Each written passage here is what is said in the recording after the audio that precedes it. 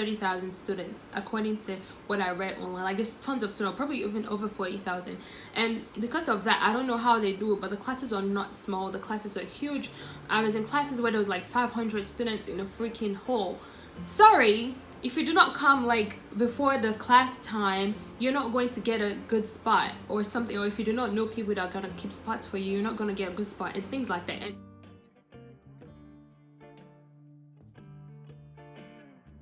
hey guys, how are you all doing? I hope you're all doing great. Welcome back to my channel. Thank you for tuning in. So today, first of all, guys, I've been so busy like crazy. Like, I've been posting in the past like 3 weeks or thereabout, and I've been so busy. Like, I've been taking classes, summer classes, I've been working, everything is just going on, you know. So I've not been able to make this video since because of that. I was like, okay, I definitely need to find time to make this video, and it's actually a video that I'm making based on the man, so I'm kind of late, but it's still, you know, useful. So I'm gonna go right into the content of this video. The question that somebody asked me about this that made me decide to make this video was if it was more stressful studying here than back at home, because I have experience studying at a higher education level back in Nigeria. Like, I went to the University of Lagos, but I didn't really start like the school. I only went for like a diploma pre-degree program, and it was a 1-year program, and so I did that for a year and I had the experience. So because even though it was just a pre-degree program, it was very, you know, the setting, the teaching style, everything was very similar to what you would expect in actual school. So I guess I can say I have a little bit of experience, and that's why the person asked me this question. She was like, is it more stressful to study here than back at home, and how am I coping and everything? And so I was like, okay, that's a question that has different sides to it, because in a way, when you look at it, it's easier, but in a way it's also harder. It just depends on how you look at it. So I'm just going to list these things that made me come to that conclusion, where it's not necessarily harder, not necessarily easier. There's a list of things that came to mind, and so basically I'm just going to be comparing my experience here versus my experience studying in Nigeria. So first of all, number one thing that I noticed is how straightforward things are here. So things for me, I would say, are more straightforward compared to when I was at home. Like, a lot of times when I was studying during in my, you know, university in Nigeria, like a lot of times I felt like I was behind, or like I was off track, and like I wasn't able to follow up with things. And I think that here for me it's been different. Like, here you're more in touch with things. You're like, your syllabus is more straightforward. You kind of know where you are, and you know what to do in a class to do well in that class. You know that if you follow this thing, you go straight with the syllabus, you do whatever the professor asks you to do, you do every single thing, you know the grading, whatever. I know they have like grading skills and things like that also at home as well, but it's not as transparent and straightforward. You don't really know what's going on. So here you really know what's going on. You know what is going to increase your score, you know what is going to help you and stuff like that. You know, like how important your lab is, you know how important this thing is, you know what you really need to do to perform well in a class. It's not something I can exactly put into words, but it's just more of a feeling that you experience when you know that, okay, if I go to this class, this is the kind of grade that I want to get, and I'm very likely to get that grade, because you know that if you do this, you're going to get this. Input equals output. Like, simple. It's not where it's like you have to do certain things, you have to talk to the professor. Like back at home, you have to be close to the professor, things like that. Like, here, if you do it, you do it. Like, yeah, you have the opportunity to be close to your professor here. That's something I'm going to talk about again, but you don't even have to be like that to do well. Like, you just are good. Like, just follow whatever you're told, and just do whatever you're told to do, and you're going to be fine. So I think things are more straightforward here than back at home. There's no underground stuff going on. Then secondly, I'm going to talk about the class size. And so now I think that this is kind of one of the things that help you feel more in touch with things here, where things seem more straightforward because your classes are smaller. You know your professor, you know, like you're in the class, you know you're in class. When I was in University of Lagos, because University of Lagos is a huge school, there's like over 30,000 students according to what I read online. Like there's tons of students, probably even over 40,000, and because of that, I don't know how they do it, but the classes are not small, the classes are huge. I was in classes where there was like 500 students in a freaking hall.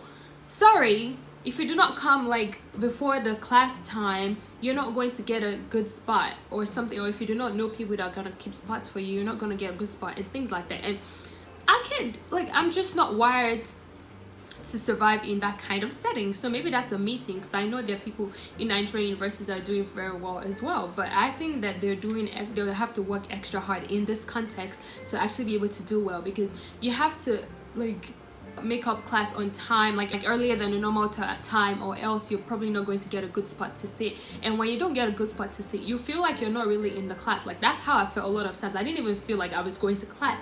I just felt like I was going to a hall. Like there was no interaction, there was no communication, there was no closeness with the professor compared to what I've experienced here, where the classes are like, you can take classes with like 15 to 30 students depending, and the way they're spaced out, there's still that interaction with the professor, so you do not feel like you don't know your professor. Your professor knows your name, even if you don't want to talk or whatever. Your professor knows you, knows your name, can interact with you and everything, so you feel involved even if you do not necessarily want to be involved. But for me, like, I just liked it. I liked being able to see my teacher. I liked being able to see everything one-on-one. And also I went to a high school that was pretty like small population class, so I guess maybe I got used to that, and so it was hard for me to deal with that in the University of Lagos. And so for me, this is an advantage that I really appreciate, because I don't know how I would do it if I was in that setting where there was like 500 students in a class. Like it was just like you're just a number. You literally feel like just a number in the class. You do not feel in touch with everything that's going on. So that's one thing that I like. The smaller classes helps your professor know you, you know what's going on, you're in touch. Like I'm in lab, my professor comes to me and my partner and we talk, so you feel like a student, you don't just feel like a number. So that's something that I noticed. And then another thing that I noticed is relationship with professors, good relationship with professors, and obviously that's as a result of smaller classes, like I mentioned before. And in Nigeria, I know that there were some people that had good relationships with the professors as well, but it's very hard to do that when there's like 500 students. You guys, you know, think about it. Like, it's unrealistic to think that a lot of people will want to have good relationship with their professors, especially for someone like me who like I'm easily like repelled by just large number and stuff like I just feel like, oh, they probably don't know me, they probably don't care about me and stuff like that. And so I don't even bother myself. Like, it's just so hard to even have that relationship with professors. Like, there's so many other people that probably smarter than you that's getting the professor's attention, things like that. But in my experience here in my college, even though you're not the best and whatever, you can still get your professor's attention, and even then get to be a better person because of that, like better performance in class because of that. So I really appreciate that. All my professors that I've taken, I know them, I know their name, they know my name. Like, I can email them straight up. It's not just, you're not just a random person in class and all that. So for me, I would say that this helps you perform better in class, because, like, for example, if your professor knows you're coming late to class, things like that, you don't want to do that. Like, it just kind of sets your standard higher, and you want to do well, especially if this professor is one that likes you and you don't want to disappoint them and things like that. So you want to do well. There's all these factors. As much as we can say, oh, at the end of the day, it's your choice and blah blah blah to be a good student, there are several factors in the school that actually contribute to making you a better student, e.g. smaller classes, good professor, good relationship with professors, things like that can help you become a better person and encourage you to do better in class. So yeah, that's another one that I really appreciate. Now, there's one thing I'm gonna talk about that I don't like, but I have to deal with here, is having to write so much here and how you have to deal in Nigeria. So in Nigeria, I didn't experience having to write. Now, maybe because I've not gone into the actual university and stuff, but I do not think it's the same as here at all. Here, you're applying to school, you're applying to scholarships, you're doing all these things, you write tons of papers. You're writing papers in class, you're writing paper in a math class, you're writing paper in a microbiology class, you're writing paper in everything, you're writing paper in an engineering class, you're writing paper everywhere. And it's so frustrating because like writing gives me so much anxiety, and some people like it, but for me it's just so stressful. Right now I'm in microbiology and I have to write a reflection every weekend. Like, I know it's because it's online class, so we'll probably not have to do that if it was in-person class, but still I do think that they just want you to write all the time. And it's even worse because I'm in a liberal art college, and liberal art colleges are known for, you know, the name liberal arts. Like, they try to make you an all well-rounded individual, blah blah blah. So they make you do things that in other schools you might not have to take certain classes, but here you have to take those classes, and those classes involve a lot of writing, and it can be so stressful, but in the long run it's good. But now let's talk about Nigeria. According to my experience, you don't really have to write that much in Nigerian universities. I mean, there's a lot of workload, there's a lot of stuff you have to learn that you probably might not even need. Like, they teach you a lot of things in Nigerian universities, which is very good, and that's why people, when they come here, like, they just know a whole lot that they even need to know compared to when they study here.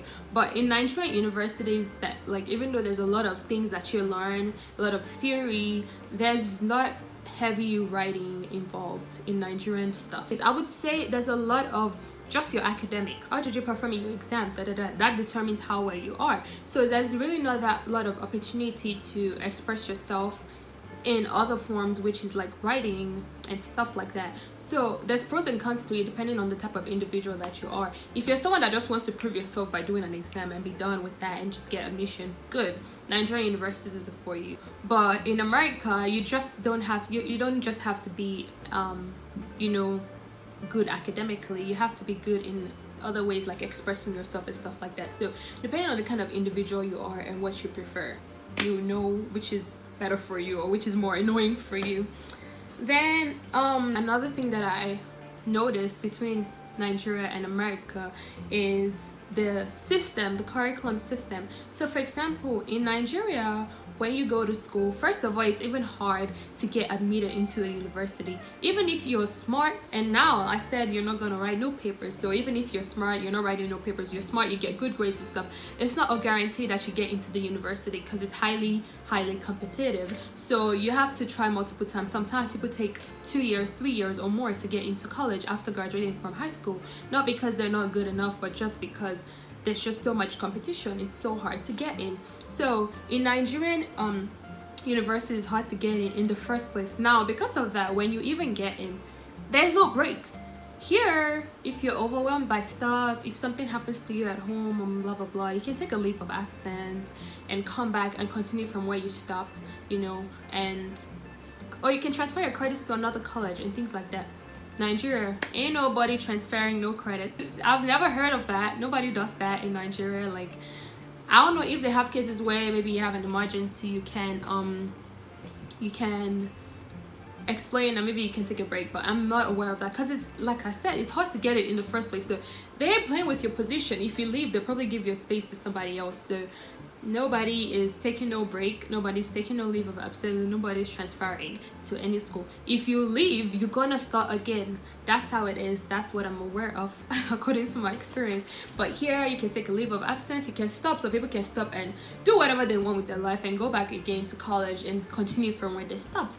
So that's an advantage because that way you know that worst case scenario, you can always take a break and come back if something is not working well for you.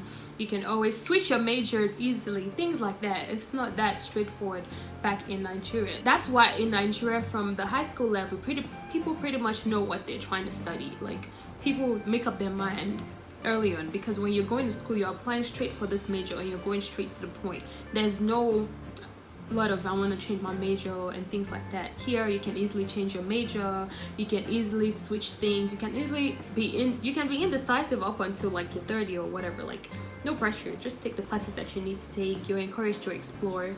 But in Nigeria, it's like very straightforward. So yeah, there's really no time to take breaks. Then another thing that part of the curriculum is that because of how flexible things are, you know, people are able to graduate earlier or even later. You know, if you decide to take a break, you can graduate later. If you decide to take certain classes during summer or more classes during a period of time, you're able to graduate earlier and stuff. So things are very, very flexible here compared to Nigeria. So whatever works for you, like everybody prefers different things. Then another thing that I'm going to talk about comparing Nigeria to America is the grading system. Now this is where I'm like, depending on which, and sometimes you can see America is harder, sometimes you can see Nigeria is harder. I don't know, but for example, in the grading system, like it's definitely harder here. First of all, for you to get an A here, there's levels of A's, there's levels of C's, there's levels of B's. I know they have different kind of B's at home, but I think that overall your B weighs the same, right? So like when it comes to a 5.0, because Nigeria has a 5.0 scale instead of a 4.0. In Nigeria, if you have an A, you have a 5.0. It's straightforward. Like there's no, I don't think the A minuses and all that weigh differently. But here there's a large scale. For you to get a 4.0, you have to get an A/A plus. So you can't just get an A minus and have a 4.0. Like it's not gonna weigh the same. It's gonna be like a 3.7 or 3 point something. So you have to work extra hard, and for you to get a full A, you have to get at least like 96 to 100%. In Nigeria, I think your A starts from like 80% or something. God, I really wish I could just do with that. So here, if you're getting an A, a full 4.0, you're working extremely hard to get very close to 100% to get that. So it's definitely not easy at all, because any little thing any little slip in your class can affect you, which is why it's kind of nice when you know how things work and you know how you can't slip. You know, with the way things are transparent here, you're able to keep track and know what your grade is going to be at the end of the day. But in Nigeria, like with an 80%, you can get an A and things like that. So like that's something that I really wish was like that here. So that's definitely something I would say is harder for me or for a lot of people, and I would imagine. And so because of that, like you have to work extra hard and try to keep on top of things. But then also the thing that I like the fact that here things are very cumulative. Now in Nigeria, I know, for example, your exam, your tests, your quizzes, your labs, everything adds up. The same thing here, but here even things like attendance, things like your online homework, like random homeworks that are not really demanding, like they can help your grade go up a lot. And so as long as you know what you're doing, you keep up with the grading system, you're able to do well. For example, here, like in a chemistry class now, you can be doing a lot of work in class and all, but then you have the online homework that can literally take your grade from a B to an A, like 0 to 100 real quick. So you can take your B to an A. If you get a C in the class, it can give you a B just because you do your online homework and you keep track with it. And in that online homework, you don't even have to get 100%. So you don't have to get 100% on every single thing that you do in class for you to get an A or a good grade in that class. But for example, in Nigeria, you mess up one exam, your grade is probably messed up. Like that's it, because things like exams, they like really rely on things like that. Things like your exams weigh a whole lot more. Like it's a large contrast compared to your labs and compared to your like homeworks and things like that. So it's very important for you to do well in your exam perfectly well, or else your grade is probably going to be messed up. But here there's just so many other ways to redeem yourself. So while it's hard to get that 90, you have to get a 96 to 100 to get an A, or this other number to get a B. There's different ways to get to it, and as long as you read the syllabus, you know what the professor is doing, you know you're following, you know what you're doing, you like know what you're going to get, and you can do well. So it depends on what side you're looking at, and depends on the kind of person that you are.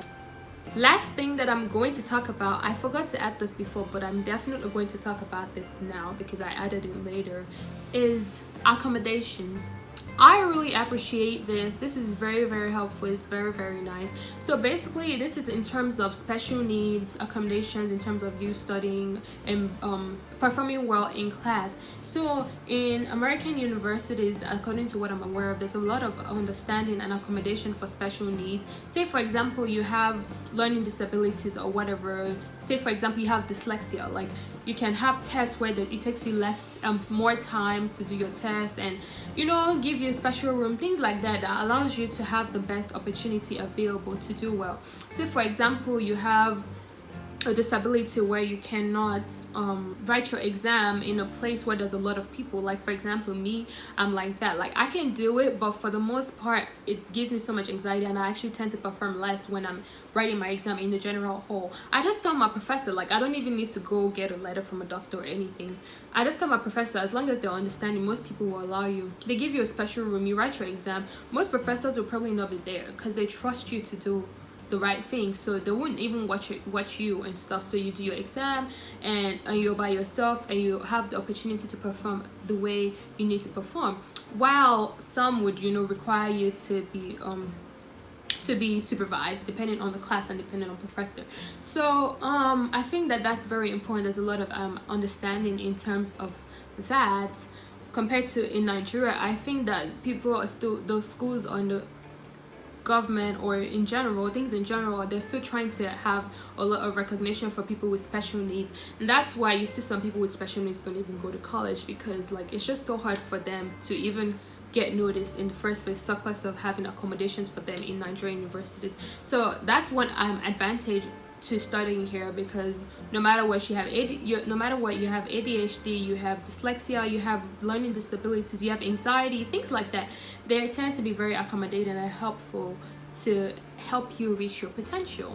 So I'm very thankful for that, and that's something that really helps people a lot. So I think that's really it for this video. And if you have any questions concerning my experience or concerning anything that you're wondering, or something that you think that I could have talked about here and you want me to address, you can comment in the comment section below, and you can just ask me questions, and you feel free to leave suggestions of the kind of videos you would like to see. Please guys, like there's so many things I could do, like there's so many things I can make videos about, which is why I'm leaving my channel very flexible and open to different kind of content. I'll see you all in my next vlog. Peace out.